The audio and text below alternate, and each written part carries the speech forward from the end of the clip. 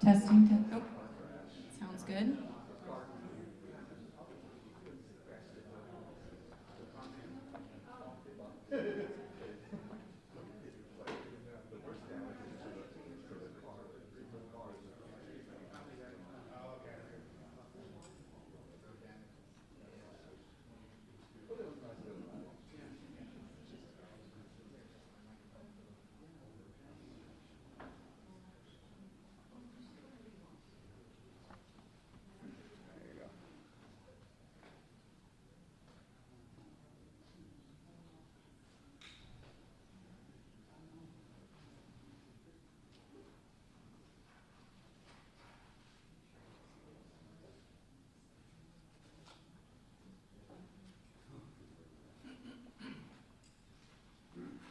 Well, good morning, everybody.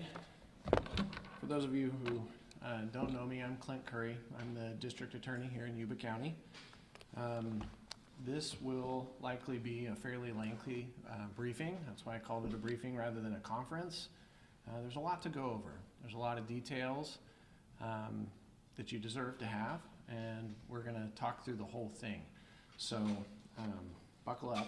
We're going to be here a minute, and when a lawyer says that, you ought to be afraid, right? Okay, so we're here today to release the report, go ahead, Ted, on the investigation into the death of Rick David Oliver on March the 26th of this year.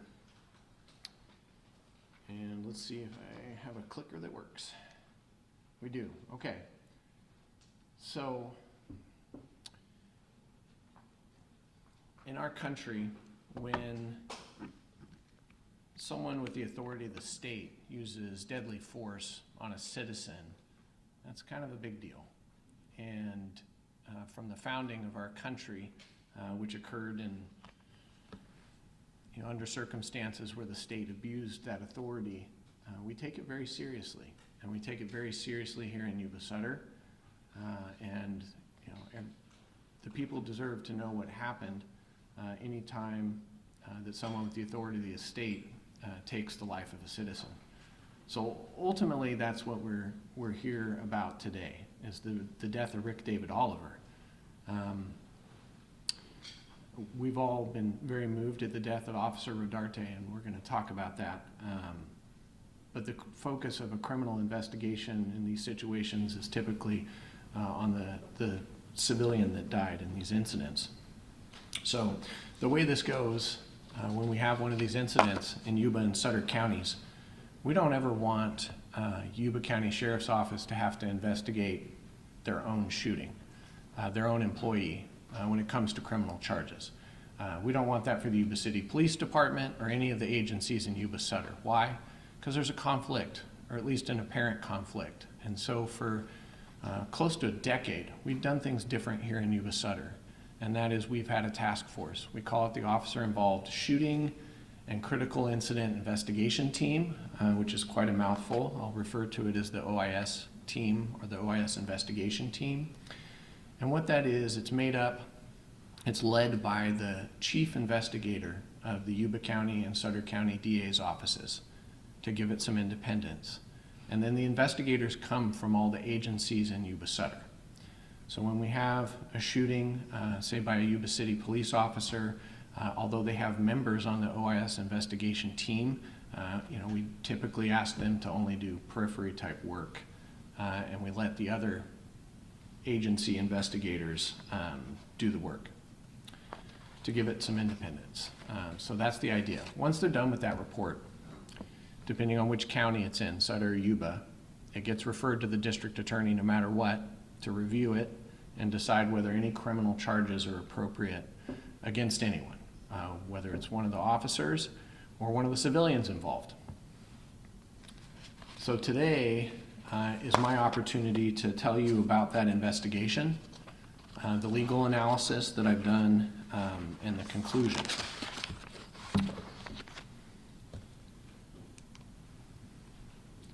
So this all starts actually several years ago. This was a multi-year investigation done by Net 5, which is another Yuba-Sutter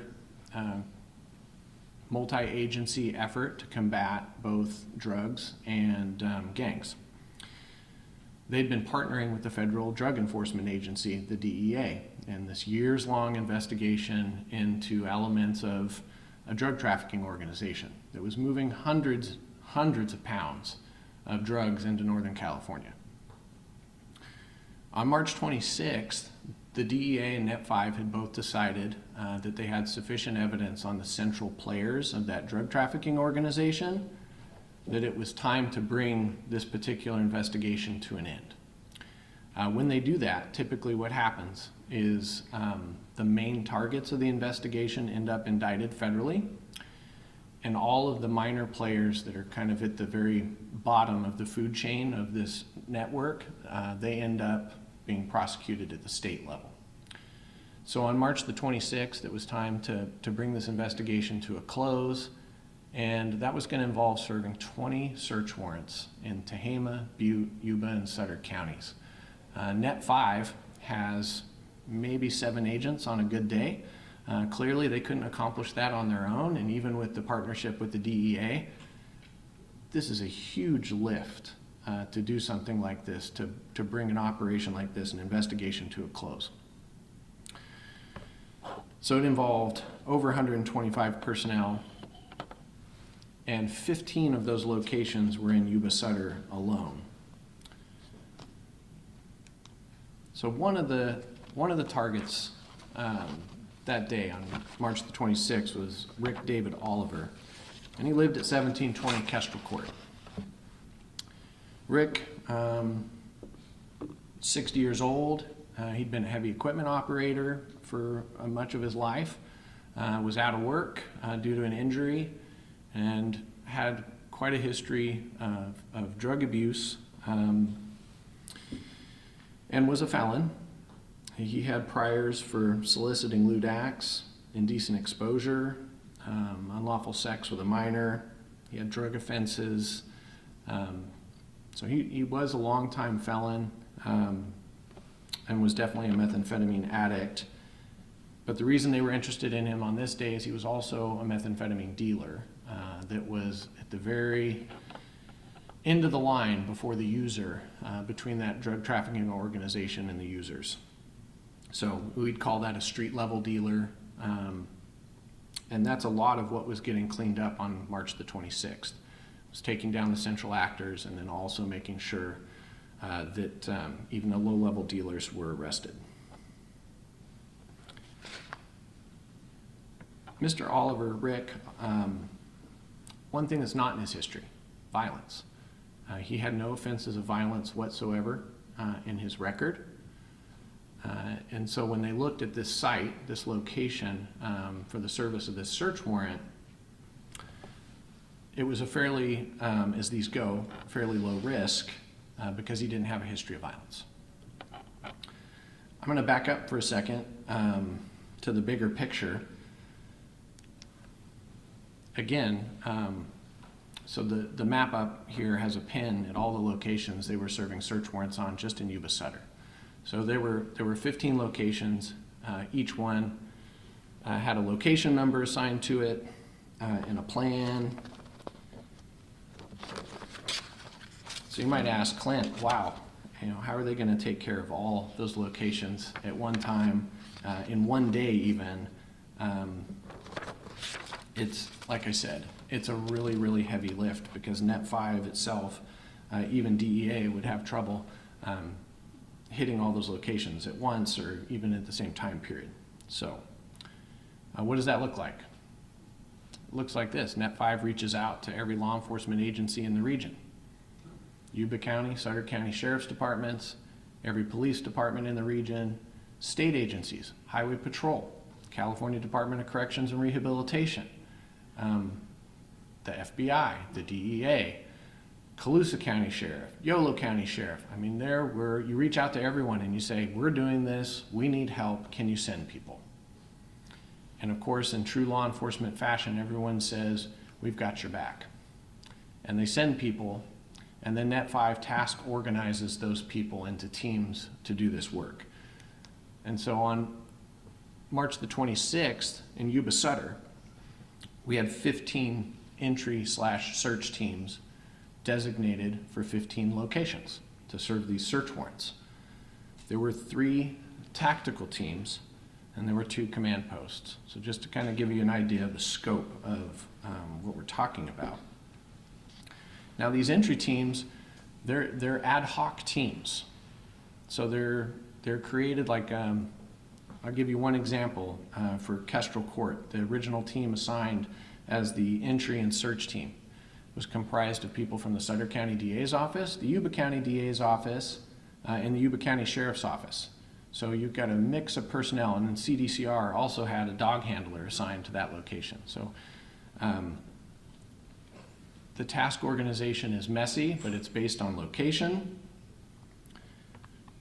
Each of these sites had a thorough review and safety assessment, including things like I told you. In this case, Mr. Oliver had no history of violence, he had no history of firearms, so although he was a felon, it was fairly low risk.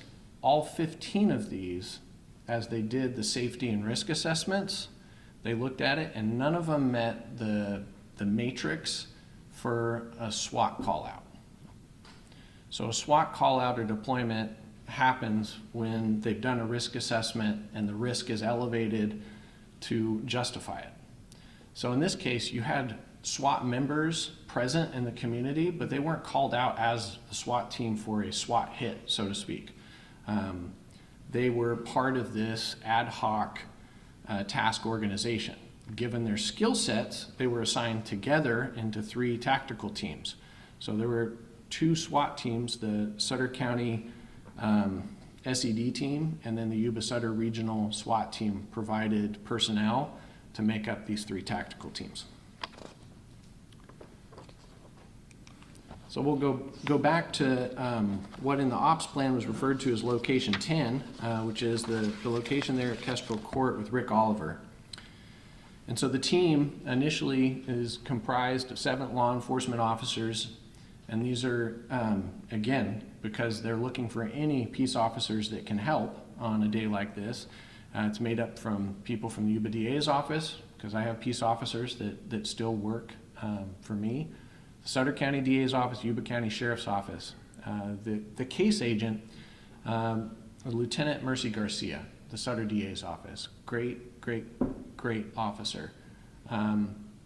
So this was his to control that morning. And so he went out ahead of time. Again, to update risk assessment, to look things over. So he gets there and he sees there's a car in the driveway that's not noted in any of the plans that he's looking at. And so he ran that plate. And that plate came back to someone I'm going to call Witness 3. And Witness 3, who was the registered owner of this vehicle that's sitting in the driveway, was a dangerous guy. Witness 3 had a history of violence. Witness 3 had a history of meeting the matrix and needing the SWAT team to go out for interactions. So Witness 3, really bad guy, really dangerous. Lieutenant Garcia saw that and he said, whoa, we're not going to do a dynamic entry on this. We're going to do what's called a surround and call out. He let Net 5 know, said this is our plan and this is why. So overnight, because this is the day before, overnight Net 5 did their research, checked on things because they were familiar with Witness 3, and they were able to, they were confident after looking at everything that Witness 3 had nothing to do with this house in Olivehurst. Witness 3 may be the registered owner of a vehicle that had been sitting there, but he had nothing to do with the house. And they were right about that. Witness 3 had nothing to do with this house. Rick David Oliver happened to have bought or somehow come into possession of a car that was registered to Witness 3. So Witness 3, not at the house, has nothing to do with the house in hindsight, but at the time, Lieutenant Garcia was really concerned, but Net 5 was confident that he wasn't there. So knowing how Lieutenant Garcia felt, they turned to the tactical teams. And one of the tactical teams only had one site scheduled that morning in Yuba City. It was called Tactical Team 2.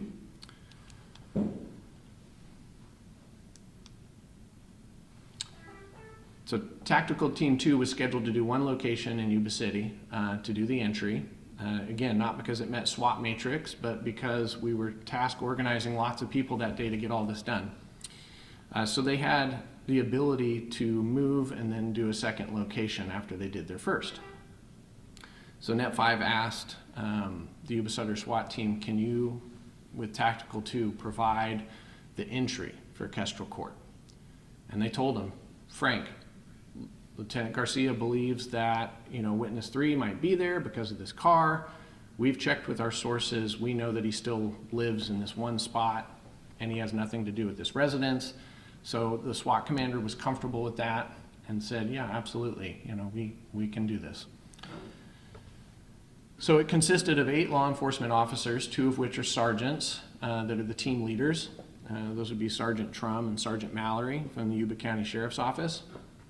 2 firefighter EMTs are embedded with that team, and a crisis negotiator. And they get to ride in a really big, cool 9-ton truck with all the red and blue lights on it and painted with Sheriff's Department and all that kind of stuff. And that's important because in California we don't typically do no-knock warrants. We give notice before we go into a residence, and so part of that is showing up and making sure you look obviously like law enforcement. So this huge truck with the red and blue lights, yeah, that's part of it. So TAC 2, so that's what it consisted of, and it had people representing the law enforcement officers anyway. The Yuba City Police Department, the Yuba County Sheriff's Office, and the Marysville Police Department all embedded in that team. So this is a photo of Officer Osmar Rodarte in the back of the Bearcat on the way to Kestrel Court that morning. And I have it here. All the SWAT operators, they wear body armor. It would be completely foolish to do this job without body armor. And it's a little different than what patrol typically wears.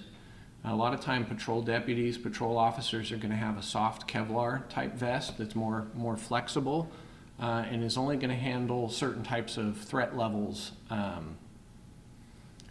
But SWAT operators, they wear plate carriers with rifle rated plates in the front and back.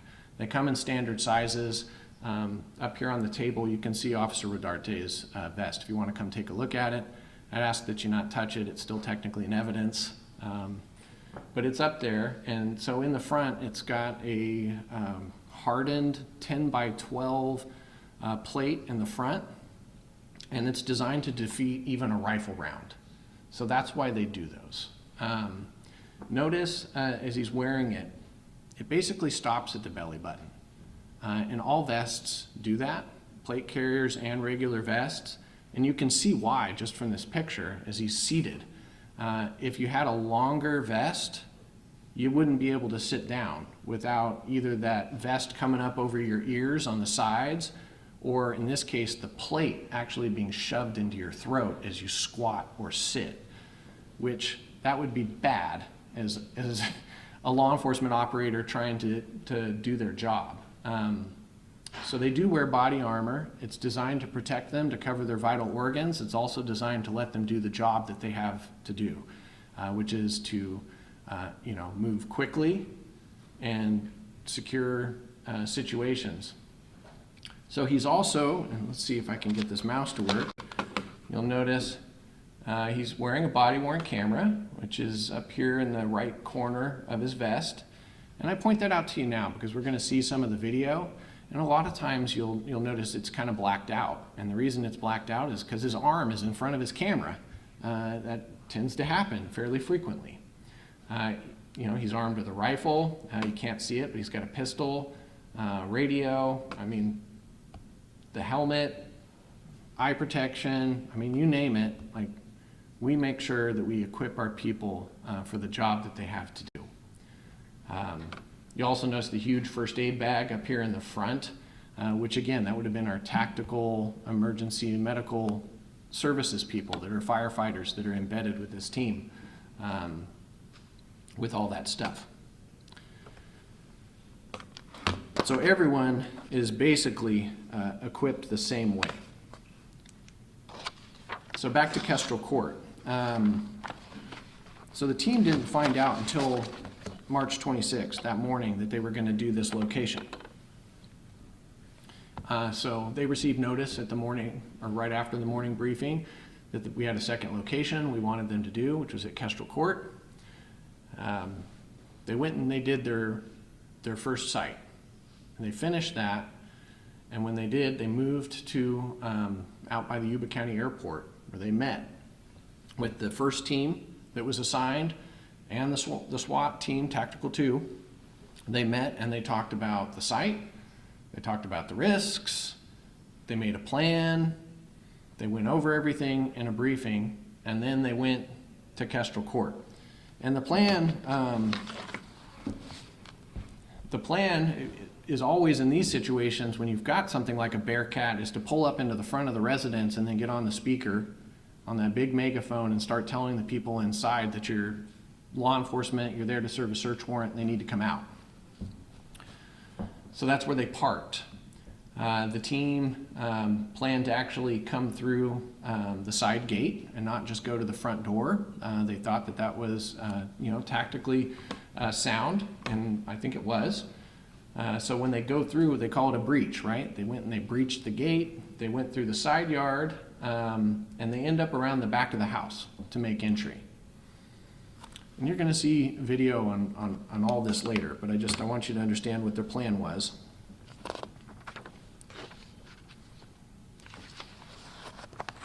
So 7:49:05, that's when the truck mostly came to a stop and the guys started hopping off of the Bearcat.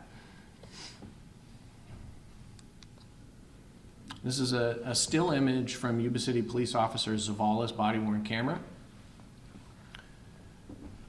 You can see the team filing toward the house. So Officer Zavala is one of the last ones off the truck, providing this view. So they go up to that gate, they wait the allotted amount of time while the admonitions are being given on the public address system. And once 20 seconds had elapsed, they breached the gate and went through into the side yard. So this is the team. Again, this is a still image from Officer Zavala's body-worn camera. And you see Sergeant Mallory here on the right, and Officer Rodarte here on the left. So you'll notice he's carrying a huge ballistic shield. And typically, a team like this, they're going to be given one huge ballistic shield, and that guy's job is to provide protection and cover for the person that's assigned to breach the door into the house. So you've seen it in the movies, the guy with the big ram that's going to go up and hit the door, or a hooligan bar and tear it open. Well, you got a guy with a shield to cover him, because while you're handling a ram, you can't be handling a rifle. So you have someone covering for the breacher, and then you have the breacher, which we're looking at Officer Zavala's body-worn camera here, and he was the breacher that day. I believe that's a radio antenna sticking up in the middle of his field of view, but that's what that is. So they came around the back of the house, and I want you, again, you see Officer Rodarte with the shield, and now that there are windows, notice he's employing the shield as protection, like training, right? He's doing what he's trained to do. Notice this window on the far left. So this is the master bedroom. Notice the window is cracked open. The blinds aren't all the way down. Why is that important to me as the lawyer? It's important to me because it helps me know that the people inside would have heard the loud public address system right out front saying, Sheriff's Department, we're here with a search warrant. You need to come outside. The team members, as they're coming around this corner, you'll hear it later on the video. They're not being quiet. They're not being sneaky. They're wearing full uniforms. They've got the patches. They got all the stuff, right? This is not secret, no-knock search warrant stuff. This is knock and notice. we're loud, we're here, we're coming in to serve a search warrant. So the fact that this window is open, and this is where the ambush is going to take place. This is where Rick David Oliver is going to be waiting for those officers. So he could hear them. He could probably even see them coming.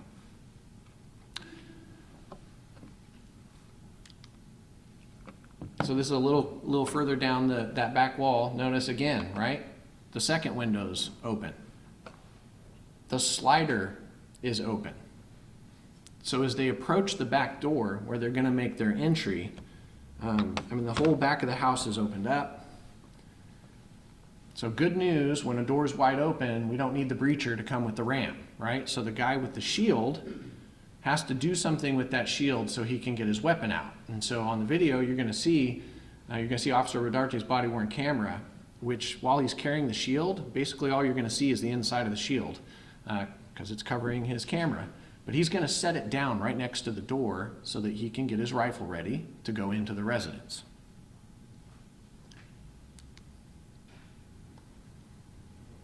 So the first person through the door enters 7:49, 44 seconds. So this is 39 seconds after the Bearcat basically stopped and they started making announcements. So well more than the 20-second standard that comes from case law about how long on a knock and notice you need to give before you go in.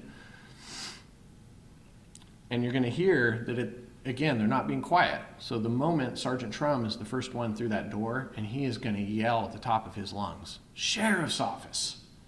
Because again, it's no surprise. We're making sure that everyone inside knows we're there and what we're doing. So here's the layout of the house, it's a fairly small house. If I remember right, it's about 1,600 square feet. So they enter through the slider here at the top of the screen into the great room. And this is one of these modern houses. It's only a couple years old, so it's got the open floor plan with an island in the kitchen. So on a situation like this isn't SEAL Team 6 with lots of time to plan the operation, say on Osama bin Laden, where you know exactly where you're going ahead of time and you're going to take a long time to make your plan. So in these situations, they don't organize it to the point of, the two of you are going to go into the master bedroom and the two of you are going to go into the second bedroom. They don't do that level of detail on these because, one, they don't have time, and two, when they come through that back door, they have no idea how many people they're going to be. They suspect it's only Rick Oliver, but they could go through that back door and find 6 people, and then your plan of particular people going to particular rooms would go right out the window. So that's just not how it works. The way these type of entries work is they have kind of general rules that they follow, teams of 2, how they work, like one guy takes one wall, the second guy takes the other wall. They have these things all worked out and trained ahead of time. So you'll see in the video, the great room's empty, and as they come through it, decisions have to be made right here at this juncture of hallway. Who's going to go which way? And if you watch close, because again, the video moves really fast, you're going to see Sergeant Trum, who's the team leader. He's going to pause, and he's going to signal for the next guy to go down the long hallway. And then after doing that, Sergeant Trum's going to turn left and head toward the master bedroom. So just as the order that people happened to go through the door to get into the house, and some went around the big kitchen counter island, and some went directly this way, Osmar Rodarte happened to hit that juncture at just the right moment to be the guy that would follow Sergeant Trum into that master bedroom. And so I think that might even be our next slide. Yeah, okay. So this is from Officer Zavala's body-worn camera, and it's showing you this moment in time at this junction of hallway. And Sergeant Trum is the far left here. You can see he's already entering the master bedroom at this moment. This is Osmar Rodarte right behind him. And then down, the folks that have gone straight, Sergeant Mallory, the other team leader, and I believe Marysville Sergeant Souza is the one here on the right. But again, they're kind of peeling off, going one way or the other, depending on the need and the moment.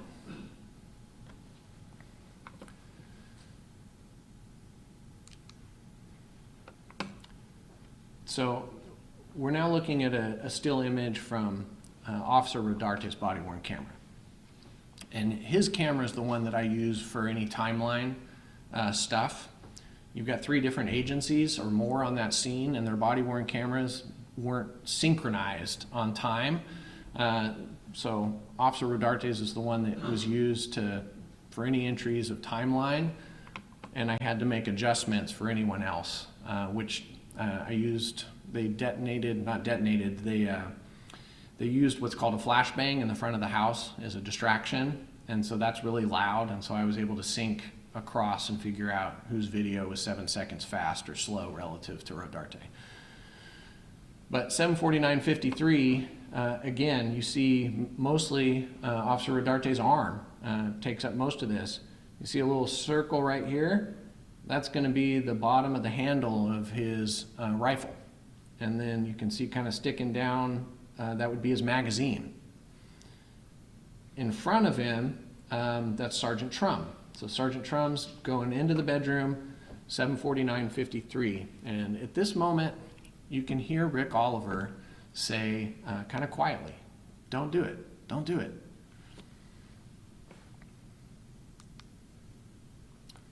So he says that just as Sergeant Trum and Officer Rodarte get into that bedroom, as pictured here. You'll have to excuse my effort at making a diagram, but here you go. So Oliver, they could kind of see him, but not full on because he's standing behind a stack of storage totes. Yeah, I'm going to show you a picture of that in a minute. So you got a dresser here on the far wall with a mirror behind it. You got a big bed in the room, and then you've got some miscellaneous chairs and nightstands and all the usual bedroom type stuff. So they can hear him, "Don't do it, don't do it," but he's behind these totes. So here a second later, 7:49:54. This is again from Officer Rodarte's body-worn camera, and if you look, you can see 1, 2, 3 of these blue storage totes, and then if you look carefully, you'll notice there's a black one up on the top. So stacked 4 high, Rick Oliver was behind these.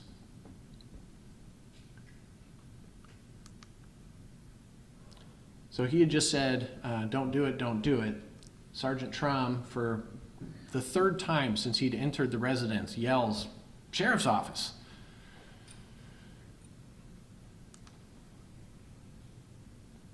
At 55, Oliver says it louder, "Don't do it."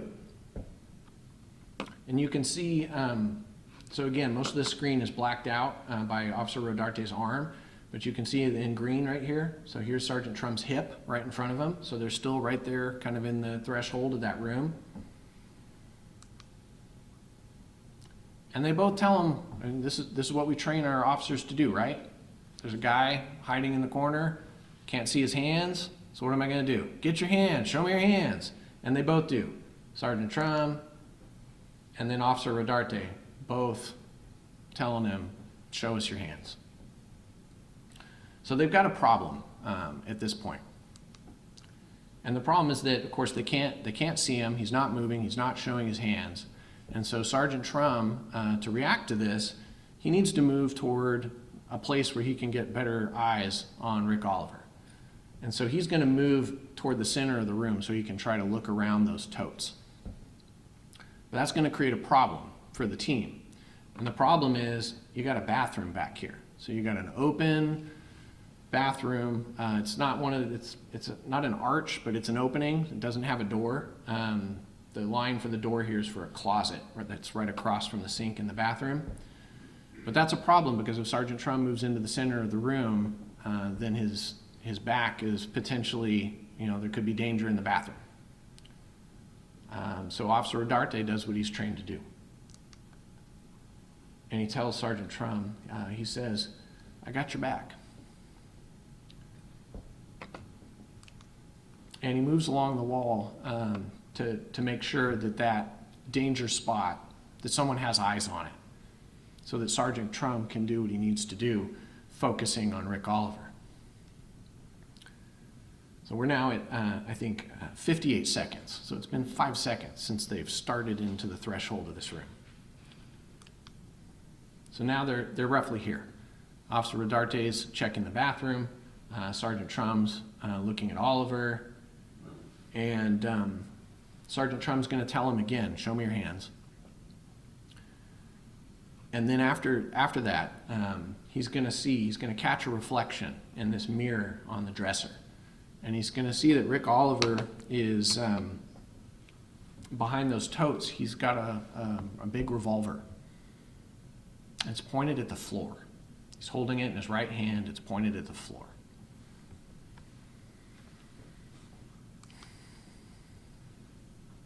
So at 59, again, this is the view from Officer Rodarte. So you're seeing the door back there that's to that closet inside the bathroom, because he's peering in there to see what's going on, if anything, in the bathroom. And then a second later, Sergeant Trum sees this reflection and he yells, he's got a gun, got a gun. And he does what we train our law enforcement officers to do in this situation. He does what we call it step off line. When they see a threat, if you ever watch training at the range, you'll hear the range master yell threat, and you'll watch the deputy or the officer step to the left or the right before engaging a target. We train it over and over and over. So Sergeant Trum does that. He steps to the left and he yells, he's got a gun, got a gun. And I want to point out to you that Sergeant Trum doesn't shoot Rick David Oliver at that moment. Why? Because the revolver's pointed at the ground, and this is what we train over and over, right? We're in California. De-escalate. Give a warning. Give instructions. And so he does. He's got a gun, and he steps left. Officer Rodarte spins around right where he's at, back toward the threat. So at 7:50:01, and again, like I'm going second by second here, but obviously things can overlap 1 second to another. This is the only view we get of Rick Oliver on any of the body-worn cameras while he's still alive. It's hard to catch. In fact, if you just watch the video, you probably miss it. This is one frame. You can see he's wearing like some red shorts, and he's got some white socks on here, and he's bladed toward Officer Rodarte. This is the footboard of the bed, which is kind of unusual. You can see there's like a bedpost here, but the sheet is pulled over the bedpost. Again, most of this is covered up by Officer Rodarte's arm, right? Because he's holding his rifle and he's pointing it. He's spun around, he's pointing it at Rick Oliver. And this is the magazine coming down out of his rifle. So we know that within a second of Sergeant Trum giving that warning and stepping left, Osmar has spun around and has Oliver in his sights. And at 7:50:02, everyone fires. And it's all so on top of each other. I've listened to it at least 100 times, and I can't tell you, like, I hear this person fire first or this person fire second. It is all, the shooting is less than 2 seconds, and it's all over. The officers have fired a collective 10 rounds at the end of that, less than 2 seconds, and Rick David Oliver has fired 1.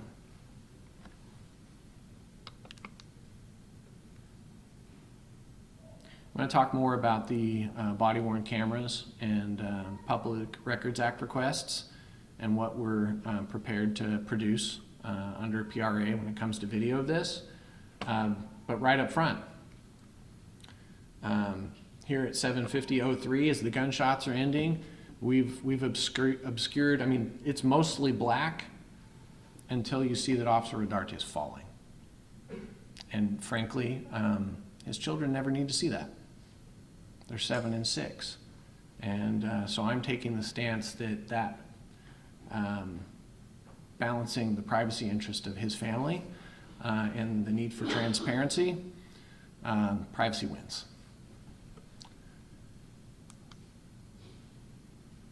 So at that moment, the gunshots, less than 2 seconds. Sergeant Mallory's in the laundry room, because again, they got to search every room, right? He's going to immediately, and you're going to see his video, he's going to immediately leave the laundry room, walk around, and come figure out what's going on, right? And within 4 seconds, and again, his is one of the ones that's 7 seconds faster than Rodarte's clock on the body-worn camera. But 4 seconds after the shooting stops, this is Sergeant Trum in front of him, who's holding the room, because we've just had a critical incident. So what's he doing? He's holding the room until help gets there. So Sergeant Mallory rolls in there, then 4 seconds. What's going on? What do you got? And Sergeant Trum's going to tell him he's down. And Sergeant Mallory's going to ask, who's down? And so over that period of a few seconds, Sergeant Mallory works into that room so he's next to Trum so he can see what's going on. And so on the left, you can see the suppressor on the rifle of Sergeant Mallory. And the whole team uses suppressors. It protects their hearing. It doesn't silence things. It just makes it quieter so that maybe they won't, maybe they'll be able to hear when they're old people. And then on the right here, you've got Sergeant Trum. So notice the totes, of course, have fallen because some of them have been shot up. Rick Oliver has fallen down into those totes and sent them kind of sprawling.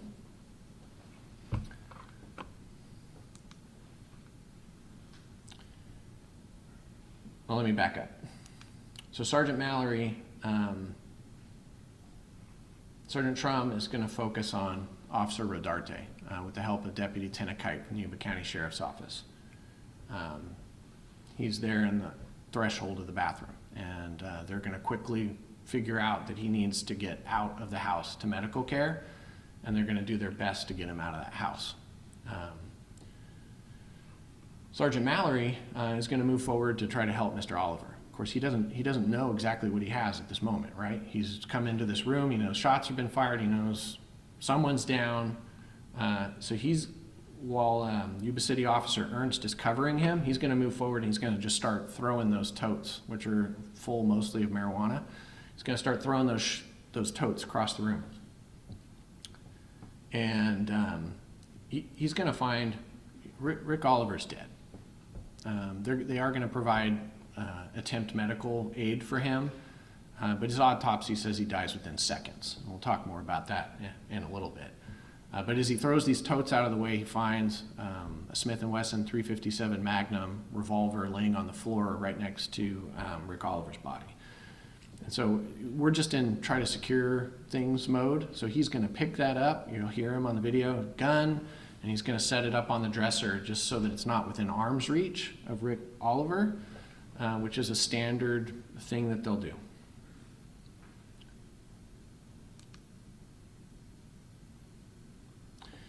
So that's the basics of what happened. So investigation, some of the team members were there outside on the perimeter because they were originally tasked with doing the entry at this house and searching this house. So some of them were immediately reassigned to the OIS investigation, and then Chief Investigator Brandon Oakley from the Sutter County DA's office came over to take the lead on the investigation, and he did a really good job. And there's a lot of people we should thank. Yolo and Butte County DA's offices come to mind right away because they immediately called and said, can we send people to help with this investigation? So thankful for that. So the OIS team, they basically froze the house. Once, they call the California Department of Justice, has a Bureau of Forensic Services that includes a field team, and it's CSI type stuff, right? So they roll out with their big truck, and we let California Department of Justice process this scene and collect all the evidence. That is pretty normal for any time we have one of these officer-involved shootings or even a major homicide, because frankly, none of the departments in the area, maybe Yuba City, have the do it enough that they've got the expertise to really process a scene well. So DOJ came out to process the scene. And they find 10 cartridge casings from rifles. And some of them are right here under the bed. There's one tucked back on the floor down here. There's one in the bathroom. But they're basically spread out here in the front of the room, which makes sense because Officer Rodarte and Sergeant Trum are both in that area when they fire their rifles. So here's a photo from Department of Justice just showing you, kind of what this looked like in reality. You've got shake spilled all over the floor. They're hard to see, but there's a shell casing here. You can kind of see the brass. There's another one over here. These evidence markers are marking them. Another one back here in the bathroom. Another one under this chair. So again, they collect 10.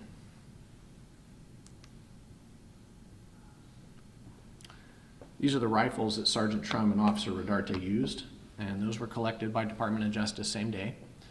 Those cartridge casings, the rifles, they get sent off, or they bring them to their lab, and just like CSI, they get exemplar casings, cartridge casings, and bullets, and they do analysis. They do comparison at the microscopic level. And so they were able to tell us definitively that 6 of the cartridge casings were fired from Sergeant Trum's rifle, and 4 of them were fired from Officer Rodarte's.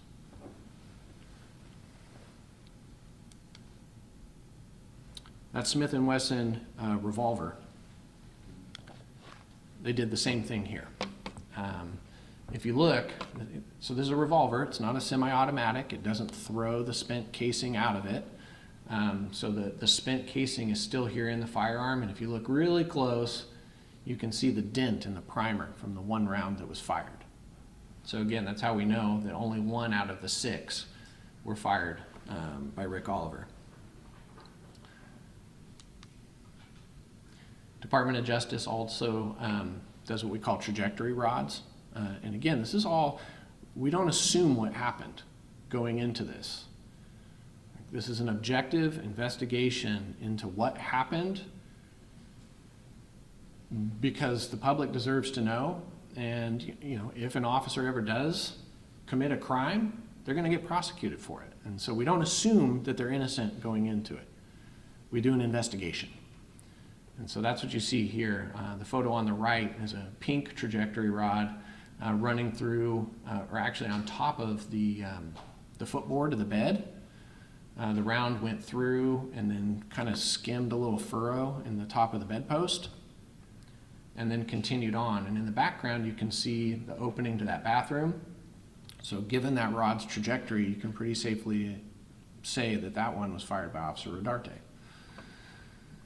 This is the wall behind where Oliver was hiding, behind those totes. So you see 1, 2, 3, and there's a 4th one down here that was much harder to figure out trajectory because it went through a little step ladder first. And that's why there's like some gray splatter because like some of the metal came off onto the wall. But again, like letter D here looks like it's from the direction of the bathroom, whereas C and E look like more toward the bedroom, the entrance.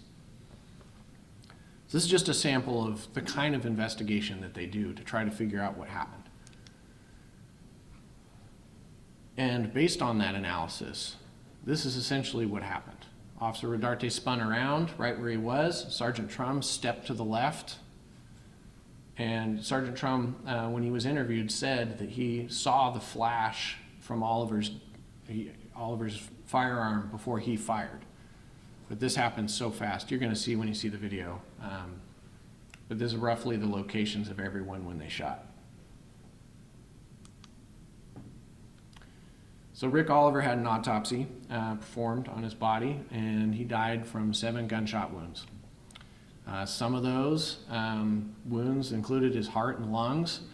And again, the findings of the pathologist were that he died within seconds. They recovered from his body 11 projectile fragments, and rifle bullets tend to fragment, at least this caliber. They tend to fragment when they hit things. So you don't really get intact bullets. You get fragments from bullets. Those got sent to the Department of Justice. They were able to compare them to examples fired from the rifles that were used. They weren't able to match any of them to the rifles, which is normal because fragments are usually so small you can't get enough microscopic comparison to verify. But they were able to see enough that they could actually rule out one rifle or the other for some of them because of the basic characteristics of the barrel, because they had different plans and grooves, different rifling inside the barrels of the rifles. So looking at those, they were able to say for some of the fragments, this did not come from Sergeant Trum's rifle, and looking at some of them, they're able to say this did not come from Sergeant Rodarte's rifle. So they can't say it's a match because it's too small to get a definitive match. But given that we only have 2 shooters, this tells us that both Sergeant Trum and Officer Rodarte fired rounds that hit Rick David Oliver.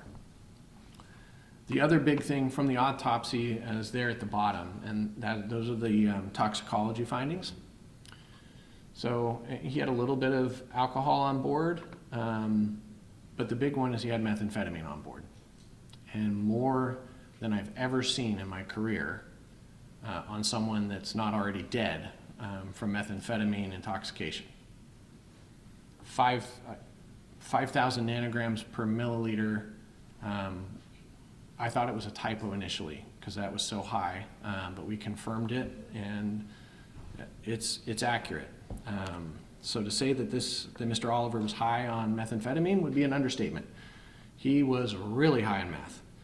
And I'll tell you, in all the officer-involved shootings that I've reviewed, which I think I'm at 10 now, all but one of them, the civilian subject have been really high on methamphetamine. No one this high, but 1,200 nanograms per milliliter, 800, and right in the toxicology report, they tell us, there's a quote from there, blood levels between 200 and 600 nanograms per milliliter have been reported. People who exhibit violent, irrational behavior. So this is my personal experience from having reviewed officer-involved shootings, is they tend to have that kind of level of methamphetamine in their system, these people that end up being shot by law enforcement. These photos are taken by the Department of Justice at the bottom. They found about 6 grams of methamphetamine on Mr. Oliver's bed along with a pipe. They found, I think it was about 15 pounds of marijuana, but it's not the marijuana that leads to this kind of behavior, it's methamphetamine. So don't let anyone ever tell you that meth is some kind of a harmless drug. When 9 out of 10 officer-involved shootings involve an individual super high on meth, it's a big issue. All right, so Officer Rodarte also had an autopsy. A bullet was a single .357 Magnum hollow point bullet was recovered from the inside of his right hip, like over in this area. That was sent to the Department of Justice. They compared it to an exemplar fired from the .357 Magnum recovered from the room, and it matched. So for sure, the bullet that was removed from Officer Rodarte during his autopsy was fired from the gun that's on the floor next to Oliver when they made entry. He died from a gunshot wound to his lower left abdomen.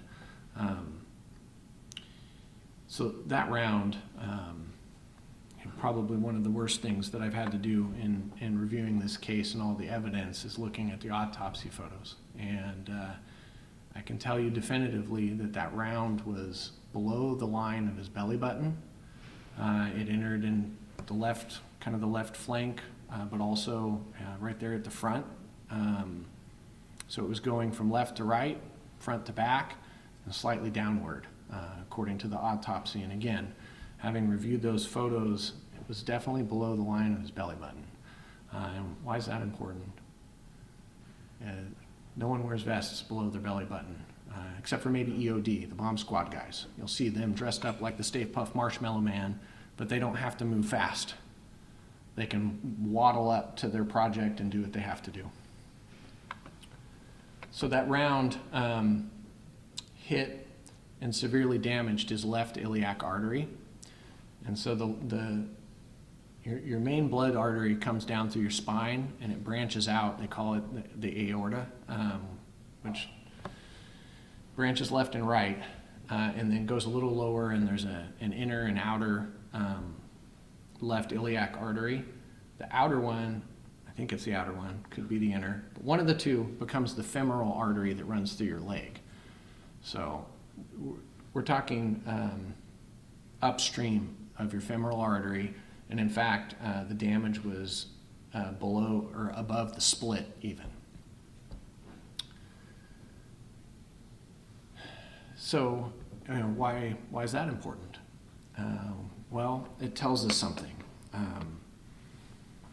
Short of there being an operating room in that house with a surgical team that was briefed ahead of time that they were about to have a patient that had a severely damaged left iliac artery, so that they could immediately go in and try to clamp it, there was nothing anyone could do to save Osmar's life.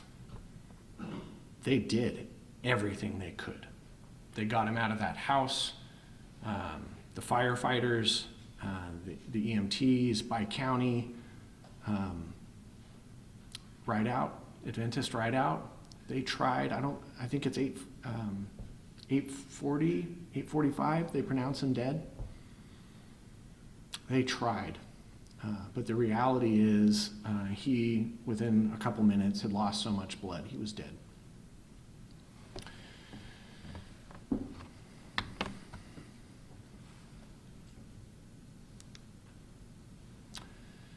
So legal analysis, homicide. What's a homicide? It's the killing of one human being by another human being. Homicides can be unlawful, like murder, and they can be unlawful. So murder is killing of a human being by another one with malice aforethought, but you can have lawful homicide. The case in point, self-defense. That would be a lawful homicide. The evidence shows that both Officer Rodarte, Sergeant Trum, shot Rick David Oliver. Fact, they both hit him. They both contributed to his death. Did they commit a homicide? Yes, they did. The next step in the legal analysis is to look and see whether it's justified. So, Penal Code Section 835A talks about self-defense for peace officers in deadly force situations, and this is what it says. They've got to reasonably believe, based on the totality of all the circumstances, that the deadly force is necessary to defend against an imminent threat of death or serious bodily injury to the officer, so that'd be self-defense, or another, which would be defense of others. So the analysis of that, first off, we just have to point out, right? This is a team going into someone's castle. Number one, a judge, based on probable cause, signed a search warrant to allow that team to go into that house. So they had permission to be there, they had lawful authority to be there, and this is why a lot of those facts I've gone over were so important, right? The big truck, the announcements over the PA, the fact that they're going around the corner of that house being noisy, they're wearing uniforms, they're wearing patches, they're yelling sheriff's office, police department, search warrant, they're doing all the things that they're supposed to do to let everyone inside know, this is law enforcement, we have permission to be here. Which means, under, I think it's Penal Code Section 834A, Rick Oliver had a duty to not resist. A legal duty to not resist. He's supposed to lay down, put his hands up, and let himself be taken into, or detained, so that the warrant can be served. So therefore, the officers in this situation had a right to self-defense. That's number one. And then basically you look at the necessity of deadly force. Did they really believe that they needed to use deadly force in the situation? And then was that belief reasonably objective? And the answer for both is yes. So Sergeant Trum lived to tell about it. And he gave an interview, waived Miranda, gave a voluntary statement, told what happened. He'd seen the revolver, he saw the flash, he heard the boom. He thought that Oliver was trying to kill him or his teammate. Honestly, like, Sergeant Trum didn't know who was in the room with him. He knew he had a teammate in the room, but he didn't know who it was in the chaos of everything. So definitely, he's told us that he believed this was necessary. Officer Rodarte's actions of firing basically simultaneously at Oliver, I think, speak to his subjective belief. And then, was it objectively reasonable? I don't think there is a person in this room, maybe in the state, that would say it's not objectively reasonable, but it absolutely is. Rick David Oliver knew law enforcement was coming in to serve a search warrant in his house, or should have known. And he chose to lay in wait, hiding behind those totes with a loaded .357 Magnum. And then he chose, even after, right, they get in there and they're, show me your hands, giving him lawful orders, maybe 10, 15 feet away from him, dressed in the full uniform, doing things that law enforcement do. I mean, this has been some kind of vigilante group. They're not going to say, show me your hands, right? It's the cops that do that. Why? Because we ask them to for our community. So it was objectively reasonable. So the conclusion on this one is easy. They're justified. This was justifiable self-defense by Sergeant Trum and Osmar Rodarte against Rick David Oliver. And I'll note that given how high he was on methamphetamine, who knows what was going through the head of Rick David Oliver in that moment, because the literature will tell us that people can be, basically out of their minds. But Penal Code Section 834A, for good reason, says that they know or reasonably should know, because getting high is not an excuse to not knowing that it's cops coming through your door. All right, we're almost to the video. So I want to talk about the Public Records Act requests that everyone submitted for the video and the decisions that we've made with regard to these. So there are two videos that show the shooting. Osmar's is in the room, and it's the only body camera in the room. Sergeant Trum wasn't wearing his that day. He forgot his cell phone at home. He was halfway to check in when he realized he'd forgotten his phone, and he had a choice to make. He could go back home and get his phone, or he could go by the office to pick up his body-worn camera off of the charger. He chose to go get his phone. So we don't have a body-worn camera from Sergeant Trum from that morning, but Osmar's is in the room. There's a second video that shows the shooting, but is not in the room, and that's Deputy Tenekite's. Deputy Tenekite's the last guy in the line for Tactical 2 who stays outside, basically covering the backyard to make sure no one's coming into the house from out there. And his body-worn camera shows those 3 or 4 rifle rounds that come through the wall. So then we've got video from people that are in the house at the time of the shooting. So this would be all the other members of TAC 2. And then there's a lot of people at the scene. So everyone that's in the house, or Deputy Tenekite who's right outside it, you either see the shooting or you can definitely hear the shooting.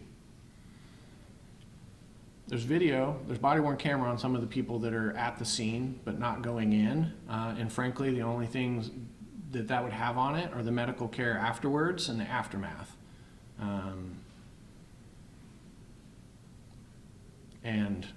It's not relevant, and we're choosing to not release those because they don't show the critical incident. But everyone that was in the house, we are going to release video. And so you can see the names of everyone that was in there. So when I say we're going to give up video, what video are we going to give up? There's a case recently out of Roseville. The 3rd DCA just made a ruling a few months ago about PRAs and videos of officer-involved shootings specifically, and so that really provided some guidance for us as to what was due. And in that case, they originally asked, they said, we want everything from the time the officers arrive till the scene is secure. Was essentially what they were asking for, and Roseville PD didn't provide that. They provided a far more limited amount of video. So we're going to do that from the time they arrive. For the people that end up in that house, you're going to have that video from the moment that the truck stops. The case with the 3rd DCA, they talked about post-shooting video often being irrelevant because it doesn't provide context. So all the videos go through at least the shooting. You are able to see what happened, what led up to it. You get the why. And this is, for the public and for transparency, that's what it's, at the end of the day, that's what it's about. Why did these state officials with the authority of the state use deadly force on another individual? There's one exception to that that we've chosen to make, and that is Sergeant Mallory. So Sergeant Mallory, as I went over earlier, he's the first one to that room after the shooting. He's the one who secures the gun. And so we've decided that we're going to release that to you under Public Records Act request. It goes all the way until he's found and secured the gun. I'm going to tell you up front, it's been redacted. There's been a blur put over Mr. Oliver's body out of respect for his sister, for his family, and some of the audio's been redacted. And we didn't try to do anything cute. It's just in some places the audio's not there. And the audio that's not there is Osmar Rodarte. He was conscious for at least a handful of seconds. And he was professional, letting his team know that he was down. And his 6- and 7-year-old sons never need to hear that. So that portion of the audio has been redacted out to protect the privacy of his family. And we've done the blur. So that will, we've got a box or a bucket of videos that will be ready right after this. So you'll have that video. I'm not going to play it, that portion of Mallory's video, because I think it's just voyeuristic. I mean, I understand the desire to see the aftermath, to know that law enforcement did the right thing, and so that's why we chose to release Sergeant Mallory's video through the finding of the gun.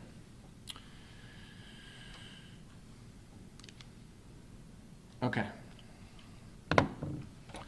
So we're going to play the video here in a minute. Rachel, if you want to, don't play it yet, but you can start to get that ready. Fair warning, obviously, this is not a video to watch lightly. It's pretty terrible stuff. This is a produced video where we have tried to put together for the public some of the things that you're learning today. It's still almost 8 minutes, so shorter than me. But we'll go ahead and we'll play it. I'll have a few more remarks when it's done.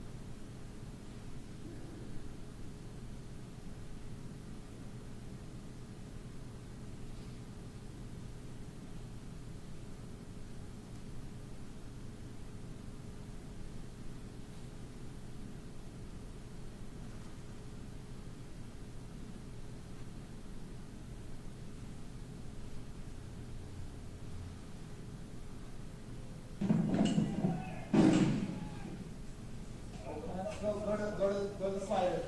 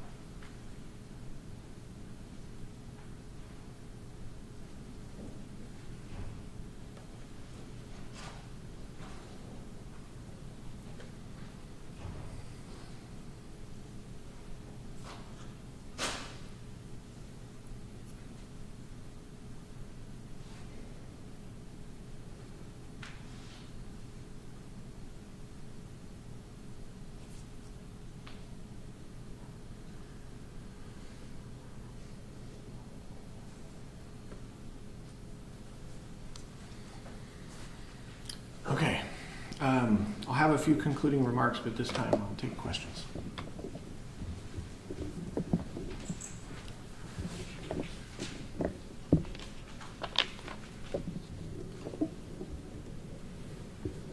And I'm also happy at a later time to go ahead. Can you explain one more time why Sergeant Trump, correct, didn't have a body-worn camera? The bottom line is so they keep those at the office on chargers that download those cameras. It's kind of that's just how it works with body-worn cameras. And so he needed to go by the office and before he went to the location where everyone was meeting to pick up his body-worn camera that morning. And he left his house and got halfway to where they were meeting, and he realized he didn't have his phone, and he made a bad choice, and he went back to his house to get his phone rather than taking the time to go by the office because he didn't have time to do both. With the absence of this camera, did that pose any challenges with the investigation? No, not to the criminal investigation. There was ample evidence of what happened inside. Would have been nice to have it, of course. That's why we have them wear them. But the investigation wasn't hindered by it. All right, who else? Yes, ma'am. Hi. So those totes, the bins. Yes. Were those that was full of marijuana?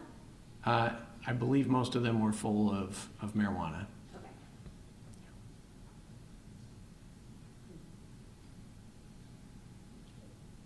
Okay. Can you just talk about the investigation itself, how long it took, any challenges you all faced, and what brought us to where we are today?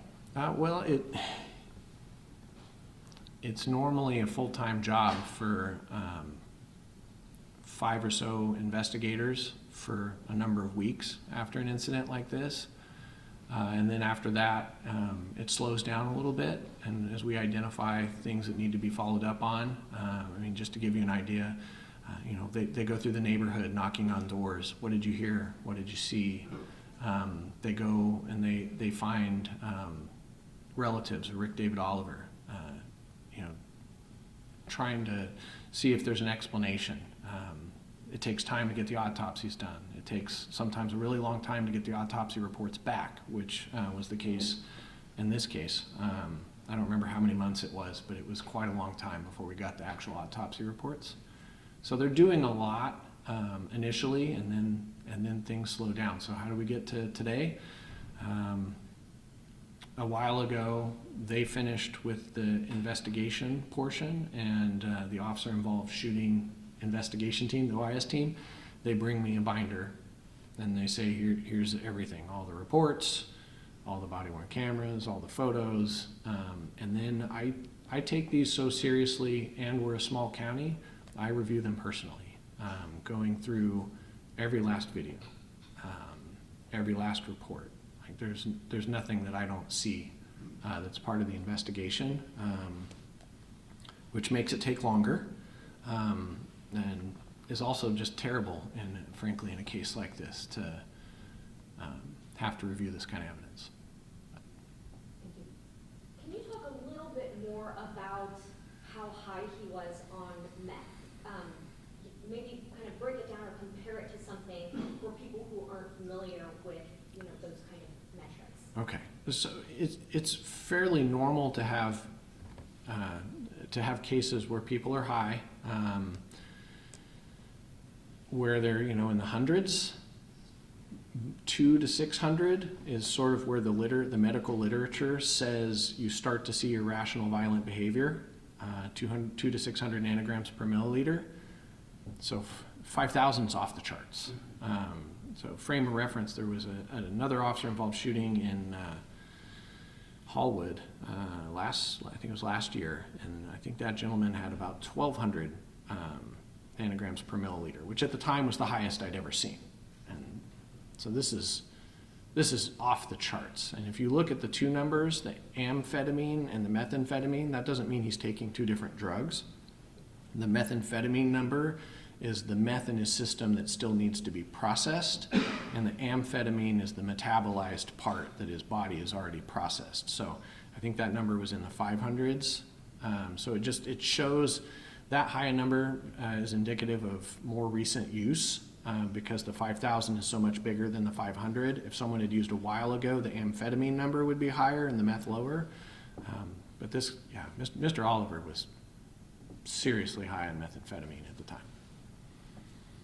It's been 6 months from this incident.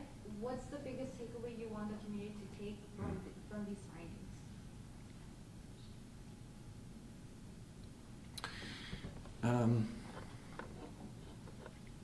I told myself I wasn't going to cry. I want you to pray and remember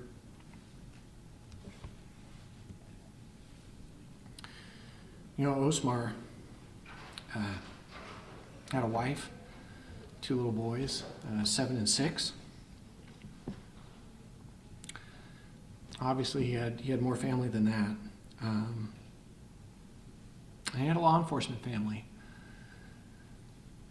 And there are a lot of people that are struggling with the shoulda and the coulda. You can keep Sergeant Trum in your prayers. There's probably not a day that hasn't gone by he hasn't thought about, what if I'd pulled the trigger just a second earlier? But he did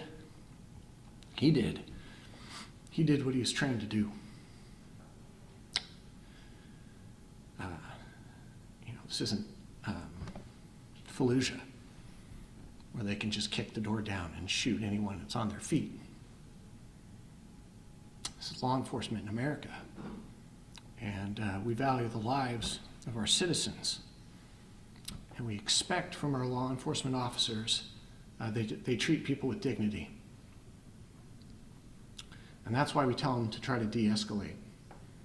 That's why we tell them to give warnings before they shoot someone. And so Sergeant Trum, saw Rick Oliver with a firearm pointed at the ground, and he didn't pull the trigger. And he did what we expect of him. But that's got to be a struggle. And it's not just him. It's everyone that was involved in this entire operation that can imagine some regret. Like, what if we just hadn't done this location? Or the first team that was there who saw Witness 3's car and said, oh, we're not willing to do that. We think Witness 3 is in there. The survivor's guilt is real. It's it's real. So, biggest takeaway, Sergeant Trum, Osmar Rodarte, and their team, they did what we trained them to do that day, and they're heroes.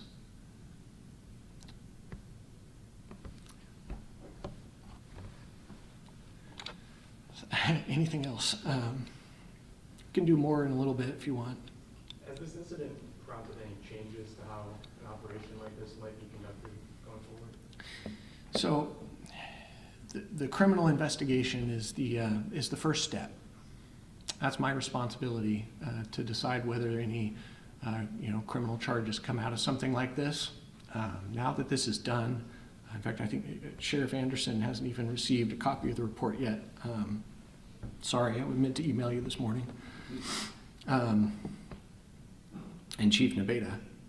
So now that this is done, there'll be an administrative review and also a policy review, because any time you have an incident, not just when an officer dies, but anytime you have an incident, you can ask yourself, what could we have done better?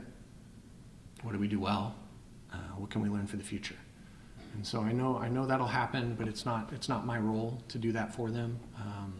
Because again, the scope of my piece in this is the criminal investigation. But that's a good question. Of the 10 shots that were fired at Oliver, how many actually struck him? 7. He had 7 gunshot wounds, and if you look at some of the math, there's 4 holes in the wall, and I'm telling you, he got hit 7 times, and they only fired 10. And some of the rounds probably went through Mr. Oliver before they hit the wall.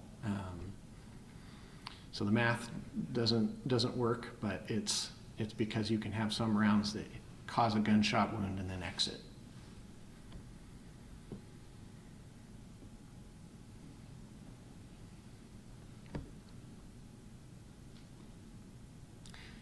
thank you for taking time to be here.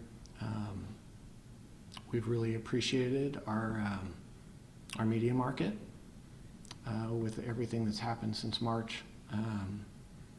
This has been a really difficult thing for everyone. So we appreciate that you are shining a light on this, not just for Osmar, but also because it's how we function as a democracy. So thank you.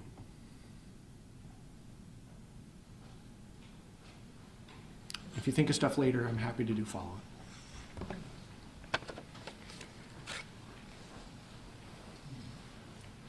If you want those